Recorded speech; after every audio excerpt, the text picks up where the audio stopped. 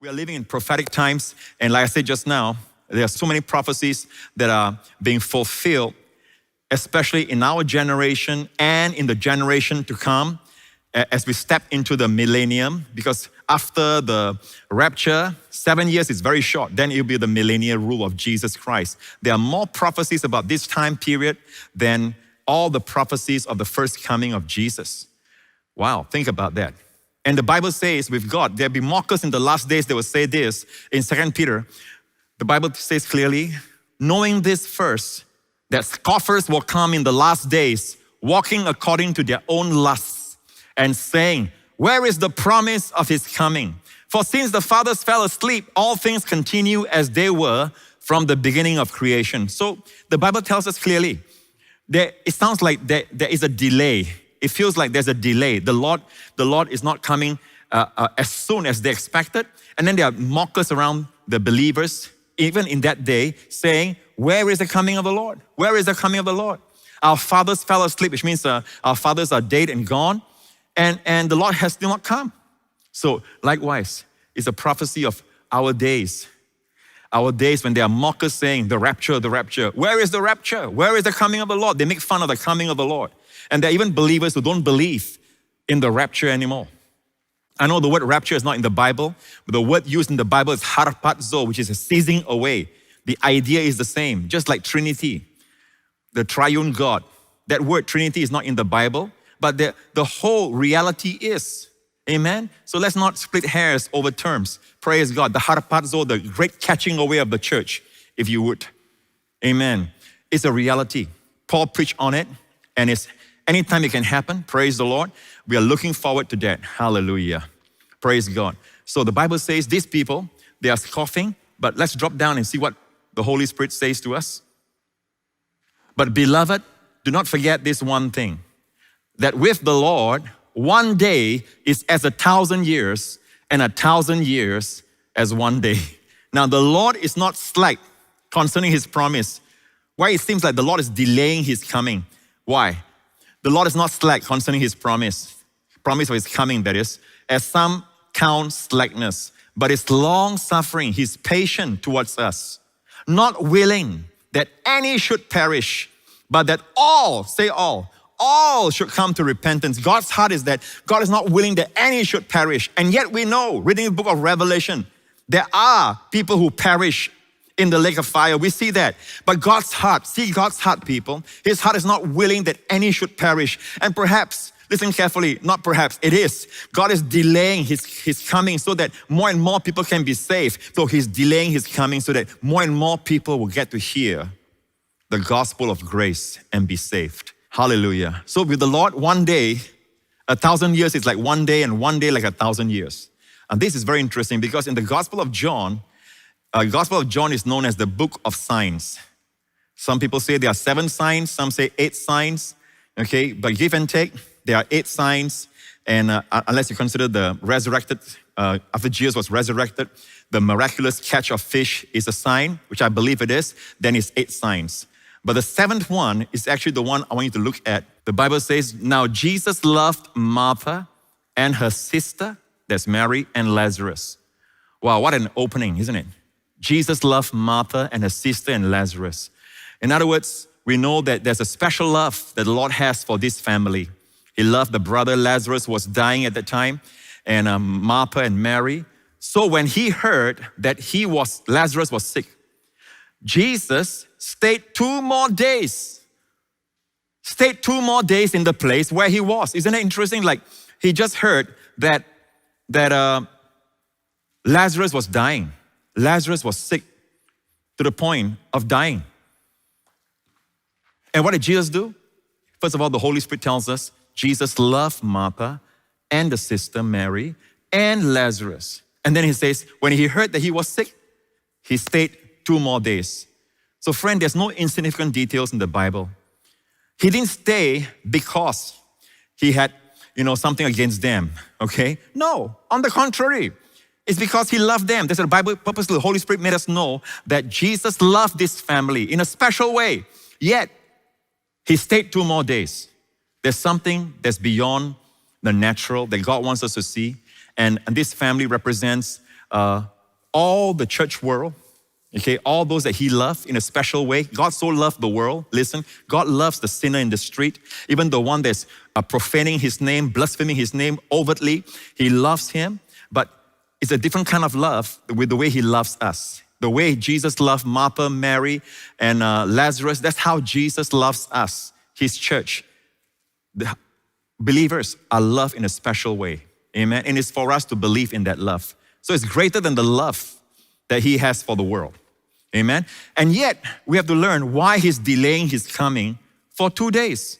Just like they had to learn, why did he delay? If he loved us so much, why did he delay his coming? Because he's going to show us a greater glory, the glory of God. He wants us to see the glory of God. Praise God. Hallelujah.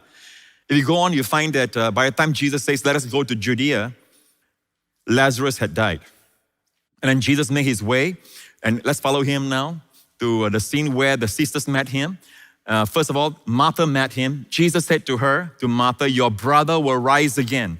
Martha said to him, I know that he will rise again in the resurrection at the last day. Jesus said to her, I am the resurrection and the life. He who believes in me, though he may die, he shall live. And whoever lives and believes in me shall never die. Do you believe this? Now, the first part, I am the resurrection and the life. He who believes in me, though he may die, he shall live. This refers to people who have died. He says, though he may die. Notice, he says, though he may die, because not all will die. The rapture generation will not die. So those who have died, though he may die, yet he shall live. Why? Because I am the resurrection and the life. The next category are those who, we talk about the rapture generation, they will not die. These are the ones he says, whoever lives and believes in me shall never die. Do you believe this? And that's the generation that we are. Amen. The second part of what he said. And he asked Martha, do you believe this? And of course, Martha says, yes, I believe you are the Christ, the Son of God that shall come into the world. Now, if you drop down to Jesus before the tomb, then Jesus again, groaning in himself, came to the tomb. It was a cave and a stone lay against it. Now let's go back to 2 Corinthians 3 and look carefully at this word. Ministry of death, written and engraved on stones. This word stones is the Greek word lithos. Lithos. Now, it is not every word for stone is lithos, friend. In fact, the Greek is a very expressive language, and it has more, like the word love, it has many words for love, different kinds of love, specifically about different kinds of love. But even the word stone, it is very specific. There's lithos, there is kiphas, where they took the word from the Aramaic, which means rock. And then there's petra, which is a huge boulder, a massive rock. Okay, and then there's Petros, which is the name of Peter. Petros is a chip of the block. Amen. A smaller rock from the boulder. So all these are different words for stone. But guess what? This word, written, ministry of death, the law written and engraved on stones is lithos. You know where else you find lithos? And the Holy Spirit is very careful about using lithos. Amen, the stones. It is actually, this one is in the story of Lazarus, because don't forget, the Gospel of John is all about signs, and God wants us to see more than the event itself, what it is pointing to.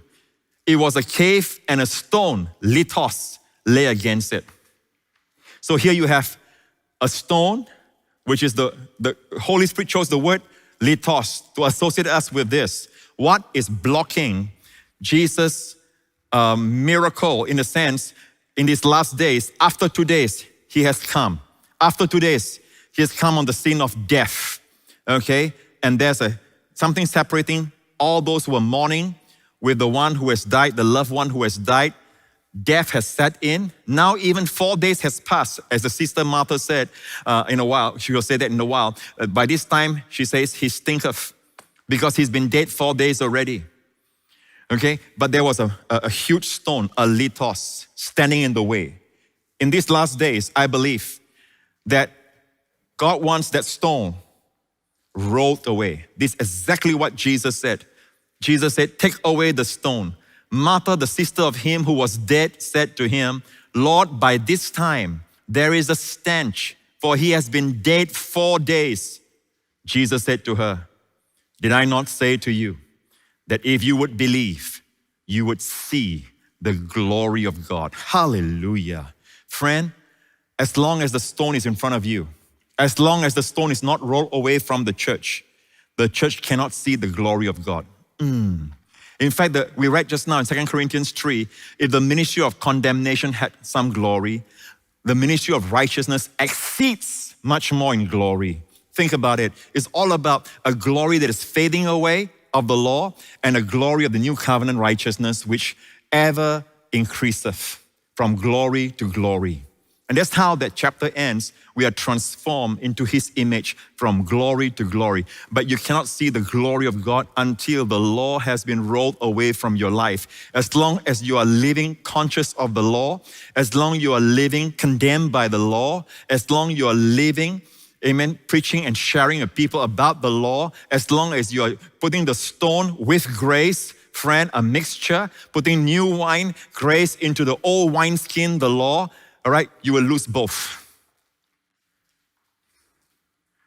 The first thing Jesus says before you see the miracle and before you see the glory of God in your life, in your family, in your children's lives, amen, in all your relationships, before you see the glory of God in your life, you got to roll away the stone. Notice here, He did not roll away the stone Himself. He tells them, the ministry is given to us, roll away the stone. Amen. Now the stone was necessary in its time. When the dead was put inside the place of death, the tomb, you have to roll the stone there to keep corruption inside. But it gives a false image, outside, because outside you don't see the death. So you know what? The law is given to men who are dying. They are dead. And they are dying. Every day they are dying. And they have no strength to keep the law because they are dying. Amen. Ever since the first Adam sinned, death came in. But praise be to God, if by one man's offense death reigned by one, much more those who receive abundance of grace and the gift of righteousness will reign in life by Jesus Christ. Hallelujah. Amen. The first thing He says before we see the glory of God, before we see the resurrection, before we see the dead come to life, before we see our loved ones again, no more in corruption, no more in decay, no more having that stench. We see them glorious, beautiful, alive, radiant, healthy again. Before we see all that, we got to roll away the stone. Hi, I hope you were blessed and encouraged by this video. If you were impacted by this message, let us know by liking it and leaving a comment below. Lastly, feel free to subscribe to get more inspirational content every week. See you again real soon. God bless you.